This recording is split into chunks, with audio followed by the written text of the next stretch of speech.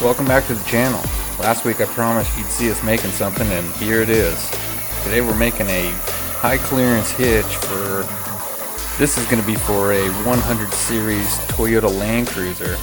Now we make these hitches, we sell them on Etsy.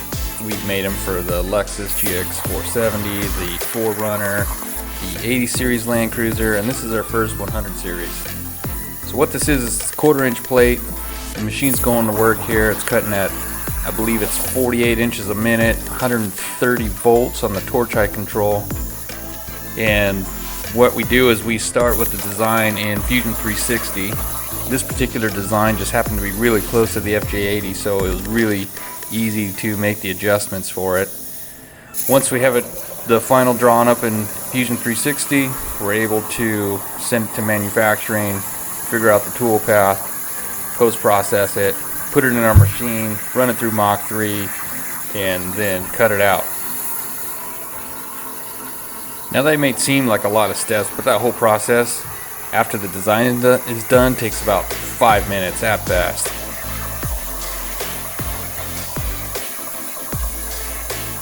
Now with this Hypertherm machine torch, we typically use two different types of consumables. One is a fine cut and one is standard cut. Now because this is 1/4 inch, we're using the standard cut consumables, and it still makes a really nice cut, leaves a really nice edge on the finish on the edge, and we're real happy with it. Now I don't know if you guys have noticed, but I didn't speed up this part of the video. This is shot in real time. I think the whole cut time for these pieces for this hitch was about 2 minutes and 30 seconds. Just to give you guys an idea of how long this stuff takes to cut.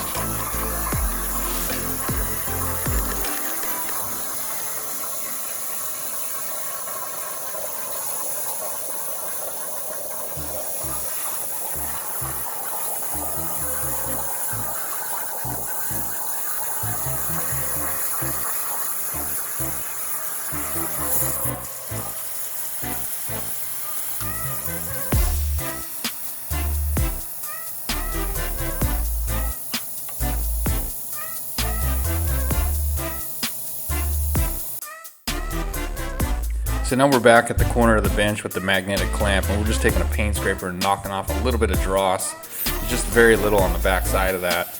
And then we take our grinder with the flap disc and we're just hitting the edges and getting this thing prepped and ready for weld together.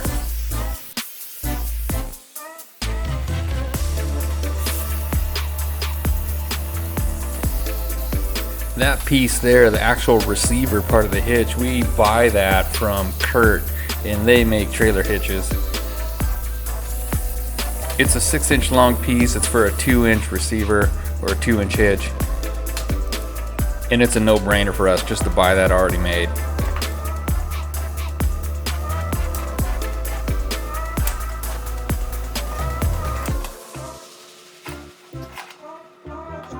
So we got the pieces set up here, and we're just squaring it up, making sure that thing is perfectly square to that back piece. That's the piece that's going to bolt to the car or to the Land Cruiser.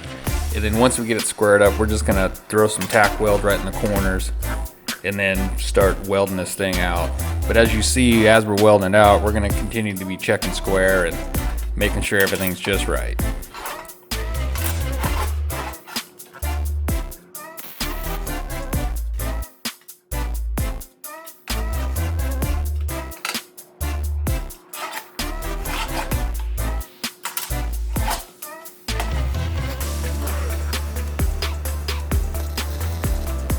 So that tube receiver isn't flush to that plate, and that leaves us an opportunity to do an inside corner weld, which gives us a 1/4 inch on the side and a 1/4 inch on the bottom. So literally a 1/2 inch worth of material to weld together to attach that tube to that back piece, which makes it super strong.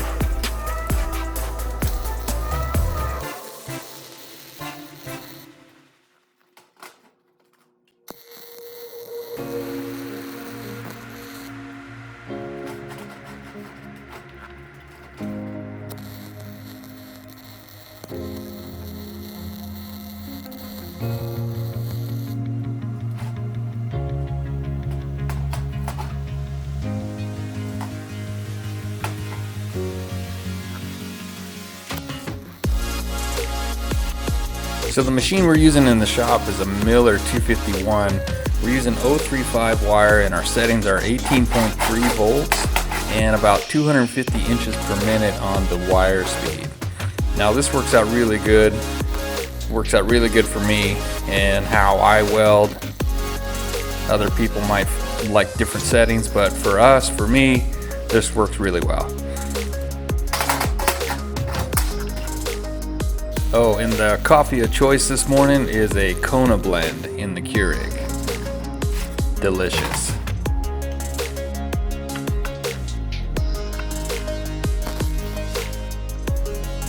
So the time at the beginning of this one is accurate. It's about 6:45 in the shop right now, and it's already close to 100 degrees inside the shop.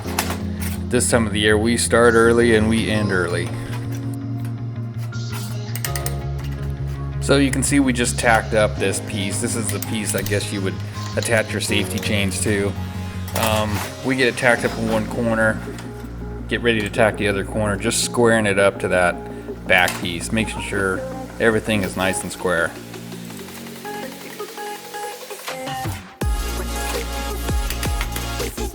And you can see how we leave that outside corner, so when we go to weld that, it leaves us lots of area and we can get a nice, good, solid bead in there and makes it super strong.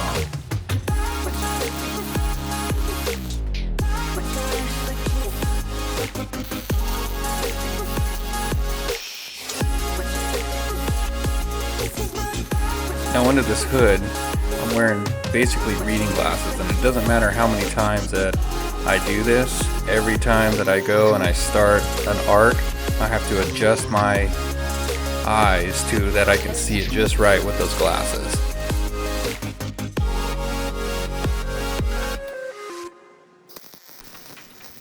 Now you can see I got a prop here just to prop my hand up to make it a little bit higher so it's easier to weld on that outside corner.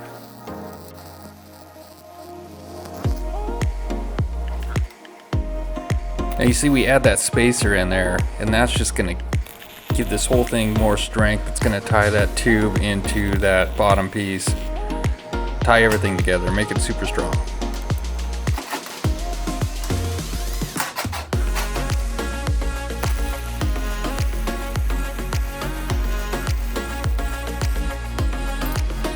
So this little gusset here, this just hooks to that tube, or we'll weld it to that tube and weld it to the top of that back piece. And again, it's just gonna shore everything up, strengthen everything up. This is just a class 2 receiver, and most people just use it to haul bikes or little cargo baskets or something like that, but we still want it to be super strong. And we also know it's only as strong as the 4 bolts that hold it to the back of the car.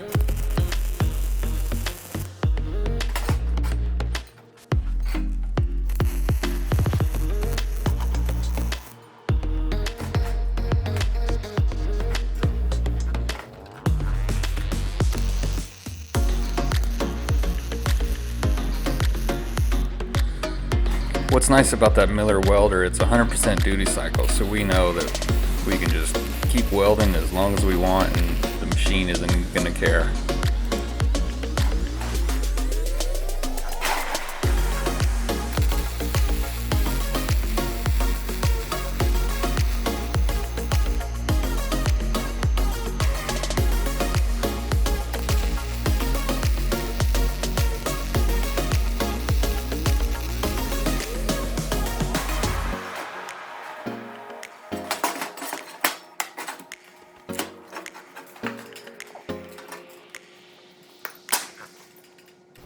There's lots of places to weld out on this thing, and you can see us just moving this thing around, getting it in a spot where it makes it easy for us to weld.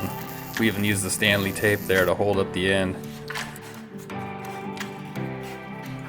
I think altogether it took us about 20 minutes to completely weld this thing out.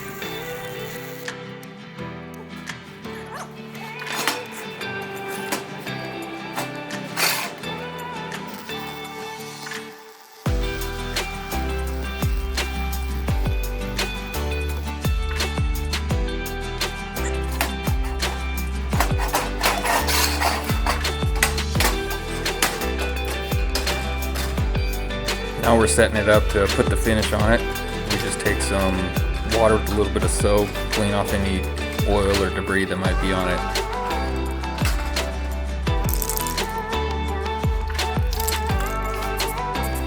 That's the truck bed coating that we're spraying on this, and it works out really nice. One of the best ones that we found.